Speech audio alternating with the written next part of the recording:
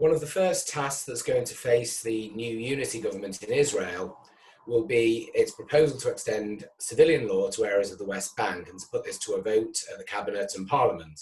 It's controversial, of course. Here to discuss this is Natasha Hausdorff, the Director of UK Lawyers for Israel. I'm Daniel Berke, I'm also a Director of UK Lawyers for Israel. Natasha, this is clearly an important issue with the most serious issues to debate and scrutinise. It will have an impact on populations, regional stability and disputed territory. There's a strong feeling against the proposal. 40 prominent Jewish people have signed an open letter opposing the proposal. Are their concerns misplaced? Well, Daniel, thanks very much for having me here. Before we can have any sensible conversation about whether this is a good idea or a bad idea, and in order to have an informed debate about the pros and the cons, there are a couple of things that we need to be absolutely clear about. Number one, this is not annexation. Annexation is about taking for yourself territory belonging to another state. It's what Russia did in Crimea in 2014. It's what Germany did with Austria in 1938. And it's what Jordan tried to do between 1948 and 1967 in the West Bank. That is a violation of international law. What's been considered by Israel in Area C does not involve another state's territory, and it is not annexation. Use of the term annexation here is wrong, it's sloppy, it's lazy, and it's misleading. Number two, it is not illegal. Contrary to what seems to have become the received wisdom, Israel's proposal to apply Israeli civilian law in Area C is not a violation of international law. Since its independence in 1948, the only state that can be described as sovereign in that territory is Israel. Universal, fundamental, customary international law tells us this. Now, if for some reason the international community is making an exception here with respect to Israel, that is a double standard, and that is the true violation of international law, that out of all of the countries in the world, they choose to treat Israel differently. So what Israel is considering is a change to the internal administration of the area where it has sovereignty. It's not a change to the status of the territory, it's a change to the form of temporary administration, which Israel instituted in 1967, which Israel is fully lawfully able to do. And quite frankly, the rhetoric that we have been hearing on international law is slanderous. Now, of course, that doesn't stop international organizations and governments around the world from indulging in these misrepresentations. Even eminent law professors are joining the mentality of everybody says. Everybody says is not international law, it's mob law. Everybody says is the way you run a lynch, not a legal system. And this tsunami of slander has engulfed even supporters of Israel, those who seek a path of least resistance. But if that is at the expense of the truth, the justice of the situation, the just treatment of Israel in the international community, then that is the same mistake that we have been making every time Israel is discriminated against, every time Israel's rights are violated, every time Israel is smeared and people look the other way. And it distorts the debate because it's important, of course, to discuss the morality, the wisdom, the perception in the international community in a very volatile region. But if you're doing it on the wrong premise, an assumption that it's illegal when in fact there's been no real scrutiny of the law, we're starting at the wrong point. And any debate flowing from there can't work. I mean, it may help the audience if you can explain in a bit more detail precisely what it is Israel intends to do. Of course. Well, the administrative regime that Israel established in 1967 in the West Bank was intended to be temporary because it was anticipated, it was hoped by Israel that a negotiated peace agreement at the time with Jordan could be swiftly achieved, and that would bring an end to the temporary administrative agreement, and that agreement might involve a change to sovereignty and borders as part of a negotiated settlement. 53 years later, the majority in Israel would appear to believe that it is entirely unreasonable to expect Israel to maintain a situation of limbo, a situation where Knesset legislation does not apply to those areas properly, where there is therefore a devastatingly confusing patchwork of legal administration, where you have leftover Jordanian law, Ottoman law, British mandate law, and utter confusion often at how these regulate 21st century issues, where there is a total lack of environmental legislation and the sorts of provisions which benefit the rest of the country, where civilian law is applied in full.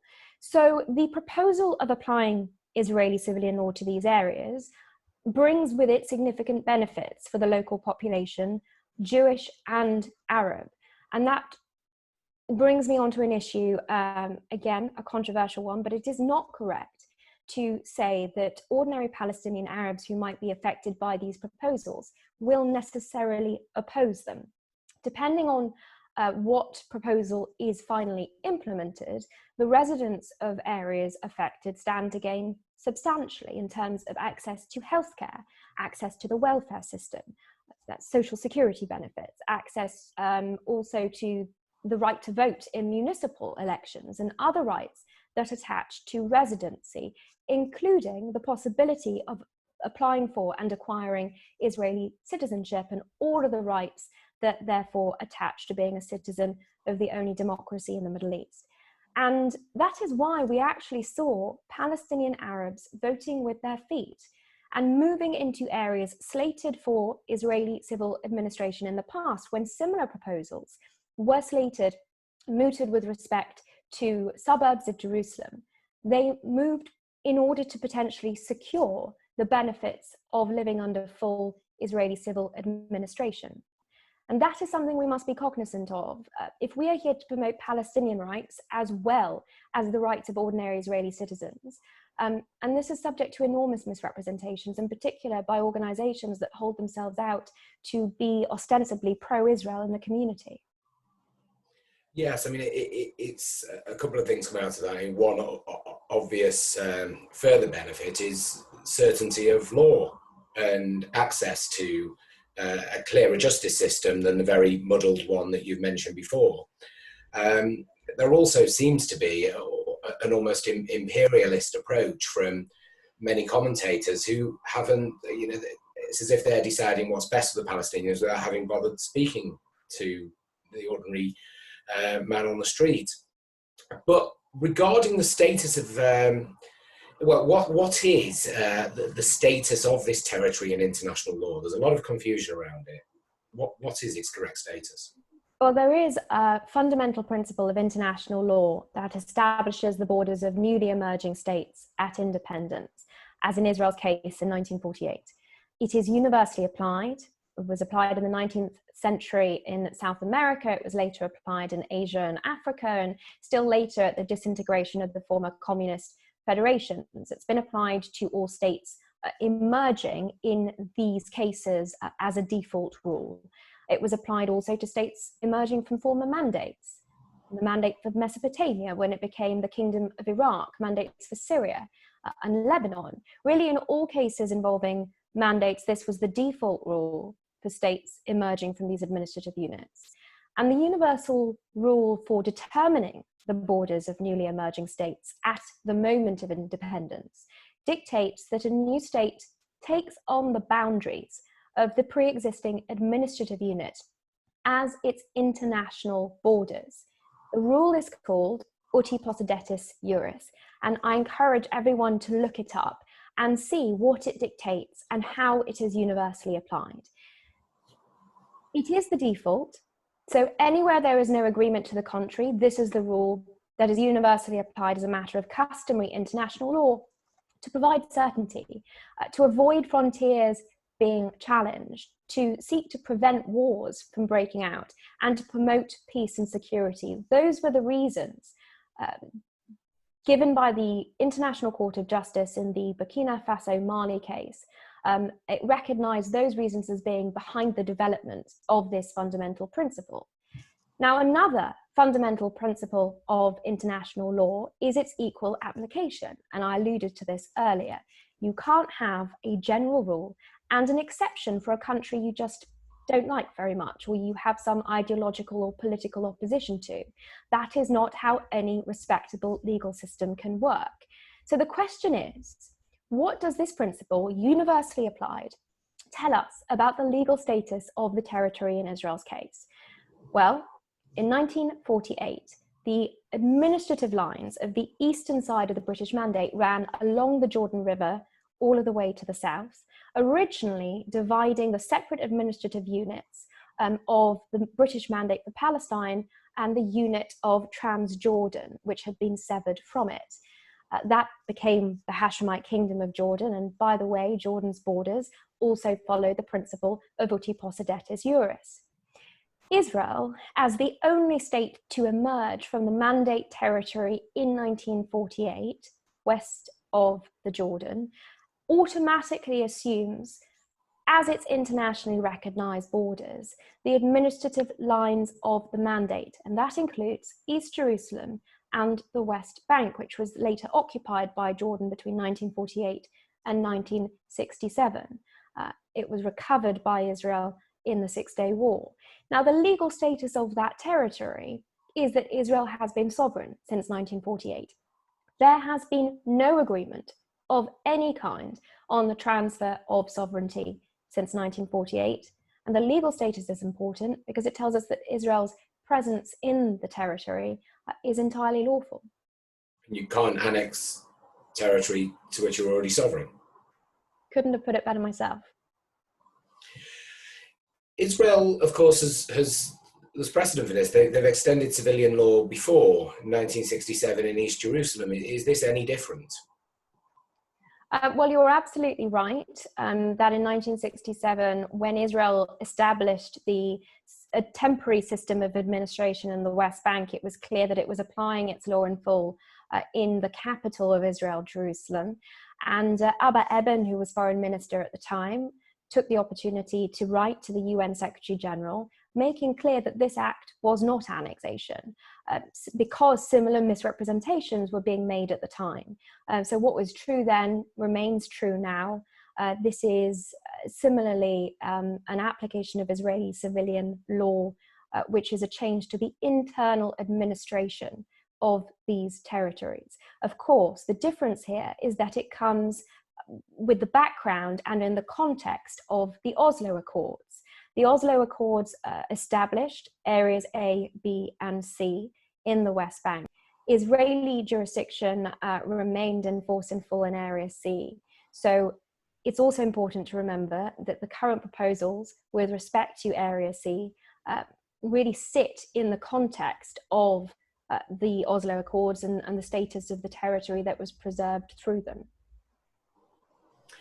So let's look in a bit more detail if we can about what's going to happen.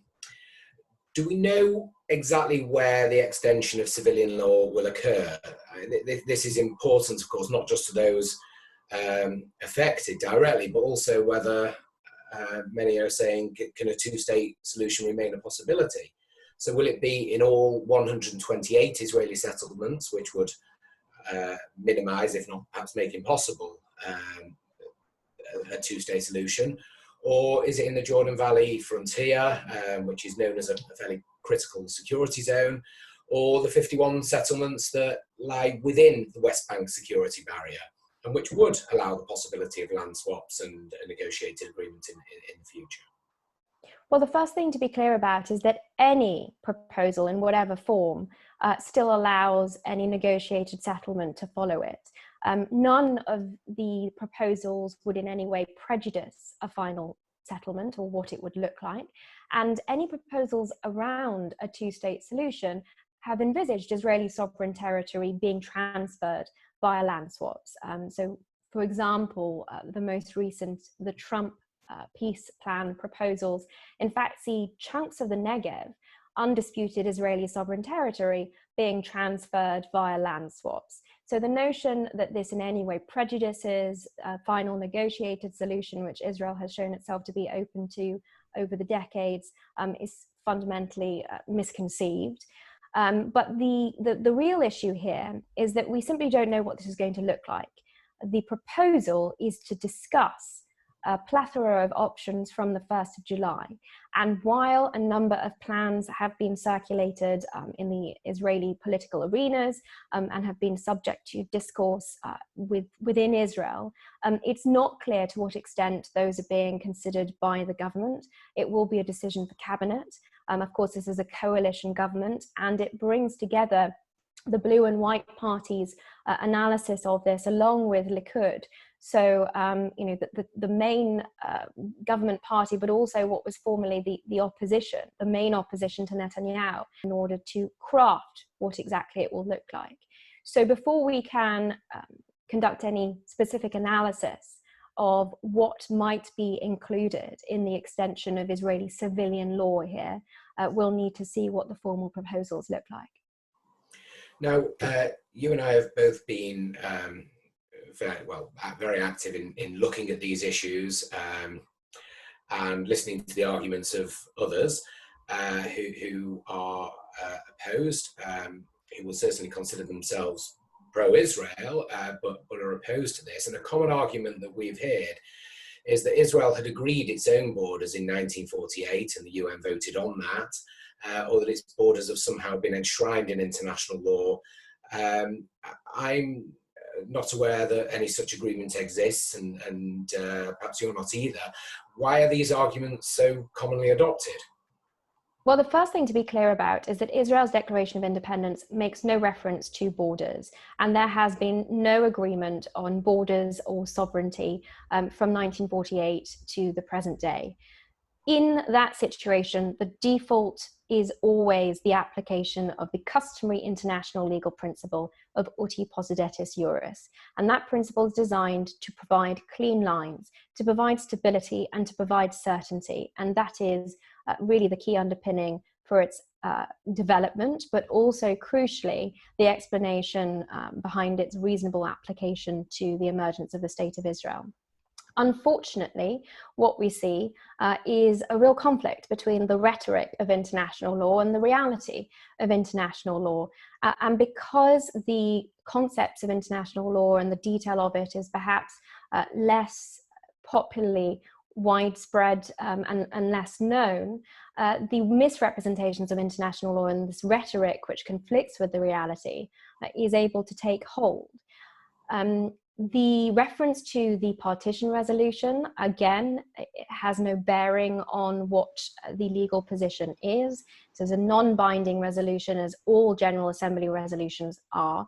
And of course, crucially, it was rejected, not just by the local Arab population, but by all of Israel's neighbors when it was attacked by them in a war of annihilation in 1948. We need to be very clear about the power of the United Nations to make international law because it is incredibly narrow. And in fact, the UN's proclamations with respect to Israel to date do not have binding effect in law. I indicated that General Assembly resolutions are not binding. For the most part, Security Council resolutions are also non-binding. In particular, those that have been made with respect to Israel are non-binding because they're made under Chapter 6, not as decisions, but and not made under Chapter 7. Now, that makes sense because, of course, it's much harder to pass a resolution that has teeth and that is binding in law when one considers the political maneuverings at the UN and, of course, the American veto on anything that would actually have effect in international law. So that is the background. That is why the instruments that are frequently quoted by people trying to bolster their arguments against Israel are simply incorrect. Yeah. Well, Natasha, thank you very much. It was extremely informative. If anybody is interested in the work of UKLFI, please get in touch to our details. Thank you very much.